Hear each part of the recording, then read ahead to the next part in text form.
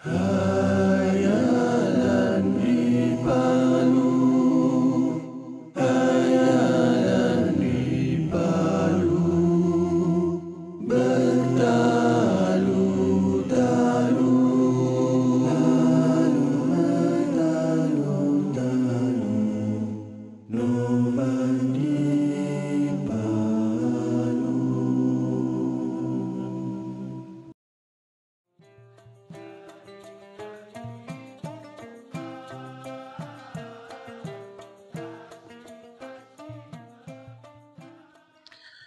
Assalamualaikum dan salam sejahtera. Nama saya Farihan Bahrun.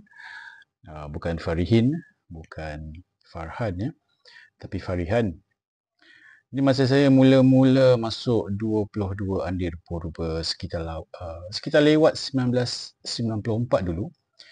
Tentulah sebagai awak-awak dan masa tu kami masuk sebagai satu kumpulan dari sekolah, iaitu Sekolah Menengah Tanjung Katong, yang dibawa masuk oleh arwah Cikgu Zaidin Andir sendiri, yang juga merupakan pengasas kumpulan 22 Andir Purba.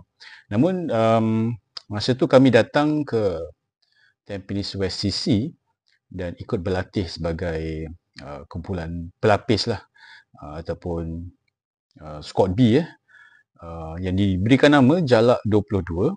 Dan saya ingat lagi waktu tu Andir sedang bersiap sedia untuk peringkat saringan Perdana 1995.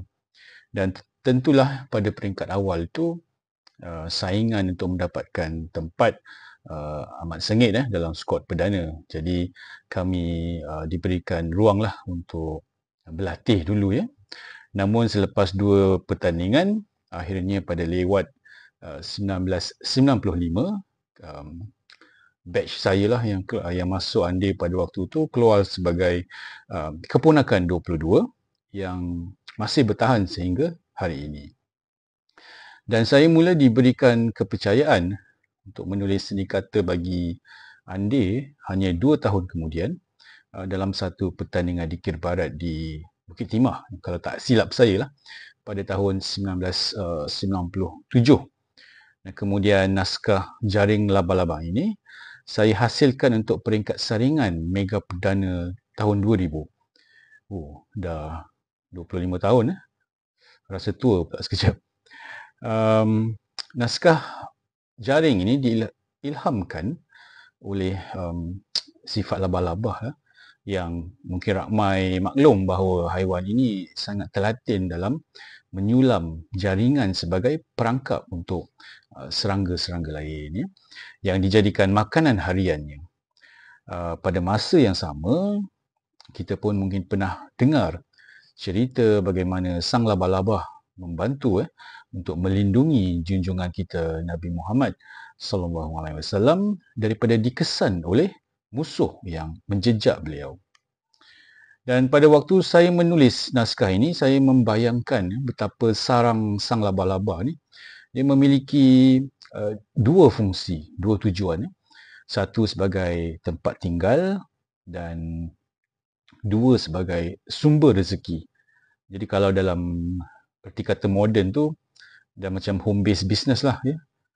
Tapi bukan itu yang saya nak tunjulkan, tapi bagaimana rapuhnya sarang labah-labah yang sentiasa dalam keadaan yang rentan ataupun vulnerable, yang boleh bila-bila sahaja dirempuh dengan deru angin, ya, boleh dipukul dengan titisan hujan dan sebagainya lah. Dan begitulah juga saya ingin sinonimkan kehidupan manusia ini yang tidak jauh beza dengan kehidupan makhluk seperti laba-laba. Dan meskipun kita tinggal di rumah batu, di rumah kayu dan sebagainya, namun hidup kita ni sentiasa diuji dengan pelbagai cabaran.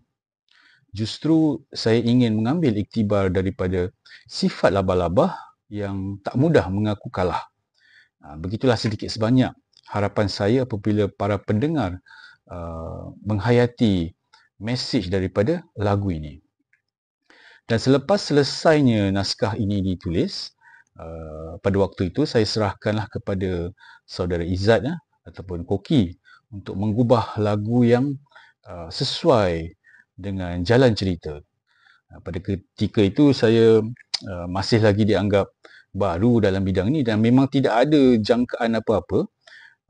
Namun apabila siapnya lagu yang telah dikarang, saya rasa amat kagum dan terpesona dan sangatlah berpuas hati kerana susunan lagu tersebut dapat menyampaikan nada ataupun apa yang ingin saya sampaikan dengan begitu sebati sekali.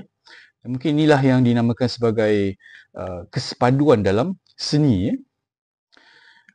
Dan saya berharap lagu yang diberikan kesegaran oleh projek Empire Nobat ini dan dinyanyikan semula oleh saudara Elfi Ismail dengan penuh emosi, dengan penuh kesyahduan ini dapat memancing minat generasi muda dan mungkin dapat mencetus satu titik mula ataupun satu titik mula semula bagi lagu-lagu dikir Singapura yang pernah dikarang pada satu waktu dahulu dan memiliki unsur-unsur yang malar segar.